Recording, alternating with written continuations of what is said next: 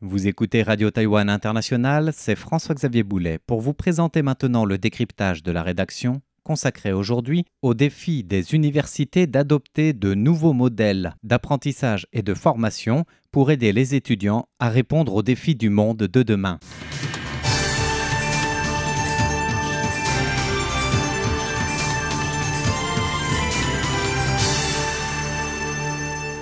Cette semaine, les lycéens taïwanais qui terminent leur cycle de secondaire cette année doivent finaliser leur dossier de présentation des universités auxquelles ils postulent.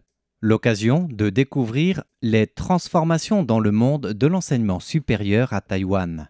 Car, avec le développement rapide de l'intelligence artificielle, les compétences professionnelles à l'échelle mondiale sont confrontées à des défis multiples, à commencer par ce qu'on appelle la dévalorisation.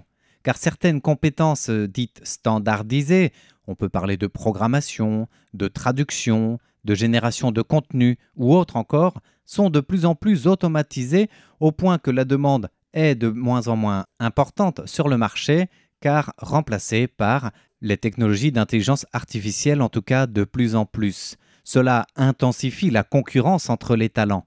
Et c'est pour répondre à cette transformation que les universités mettent en place de nouvelles approches d'enseignement pour équiper les étudiants à intégrer pleinement le monde de l'emploi de demain. Pour diversifier les talents et savoir-faire des étudiants, à Taïwan, plusieurs universités ont décidé de créer des sortes d'alliances d'études interuniversitaires pour partager leurs ressources, pour engager aussi ce nouveau modèle de formation d'études supérieures des 6 transversalités. Le rédacteur en chef du groupe de réflexion Global Views, Li Qianxing, nous détaille les enjeux et atouts de cette révolution universitaire en cours, en revenant d'abord sur ce modèle des 6 transversalités ou des 6 axes transversaux des études supérieures. Nous constatons que l'apprentissage interdisciplinaire devient de plus en plus important. Autrefois, lorsqu'un étudiant entrait à l'université, il se spécialisait uniquement dans son domaine, par exemple en mécanique ou dans un autre département précis. Mais aujourd'hui, ce n'est plus le cas. Pour répondre aux besoins d'aujourd'hui, nous avons introduit un nouveau concept qu'on intitule les 6 types de transversalité au sein des universités. Il y a tout d'abord la transversalité disciplinaire. Par exemple, un étudiant en littérature doit avoir quelques notions d'intelligence artificielle, d'IA, et un étudiant en technologie de l'information et de la communication doit aussi comprendre les sciences humaines et sociales. Cette approche permet de créer des technologies et des innovations plus humaines et uniques. La deuxième transversalité est l'interuniversitaire. Aujourd'hui, les ressources des universités sont limitées et les barrières entre les établissements sont en train de disparaître. Par exemple, l'Université nationale de Taïwan, l'Université normale et l'Université nationale des sciences et technologies ont formé l'Alliance des universités de Taïwan, permettant à leurs étudiants respectifs de suivre des cours dans ces 3 établissements durant tout leur cursus universitaire. Le troisième type est la transversalité internationale. L'expérience internationale élargit la vision des étudiants, ce qui est essentiel à l'ère de la mondialisation.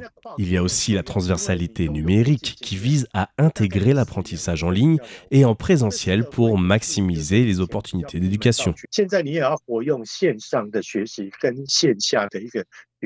Alors en plus de la transdisciplinarité pour intégrer diverses connaissances approfondies, en plus de l'interuniversité pour le partage des ressources académiques, en plus de l'internationalisation pour les opportunités d'apprentissage à l'étranger et de l'axe transversal numérique hybride pour combiner l'apprentissage en ligne et en présentiel, les 2 autres transversalités de ce domaine désignent l'apprentissage tout au long de sa vie, donc la formation continue, appelée transversalité temporelle, car aujourd'hui l'apprentissage n'est plus limité à une période fixe. Il faut constamment se mettre à jour, acquérir de nouvelles compétences en revenant régulièrement à l'université ou en faisant une sorte de suivi même dans la vie professionnelle.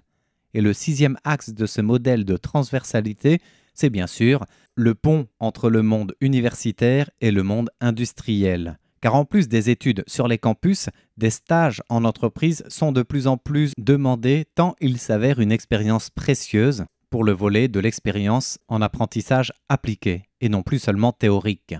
Et par rapport à ce nouveau modèle, les universités doivent innover pour répondre au mieux à ces besoins et à ces demandes et préparer au mieux les étudiants de demain, comme nous le souligne Li Tianxing.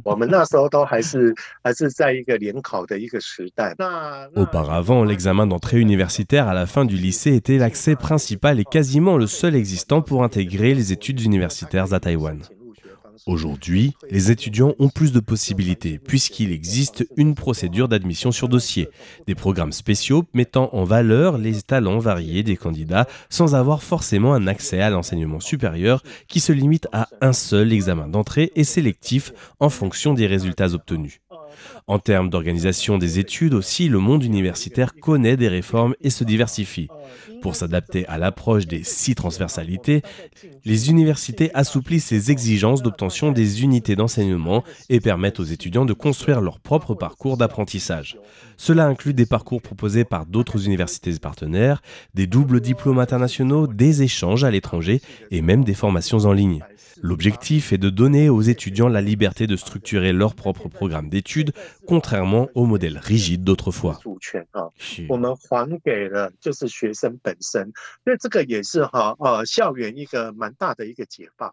Et selon une enquête menée par Global Views auprès de 90 établissements d'enseignement supérieur de Taïwan, cet apprentissage transversal est déjà en cours, avec une moyenne de plus de 4000 étudiants inscrits par établissement. Par ailleurs, 96,7% des universités taïwanaises collaborent avec le monde des entreprises pour proposer des formations en continu ou en alternance ou des stages, avec en moyenne quelques 330 entreprises par université pour un partenariat académie-industrie. Depuis une dizaine d'années, les entreprises reprochent aux universités le décalage entre l'enseignement et les besoins du marché. De là, plusieurs classements ont vu le jour pour savoir quelles universités étaient les plus appréciées des employeurs en matière de recrutement et de qualification des jeunes diplômés arrivant sur le marché de l'emploi.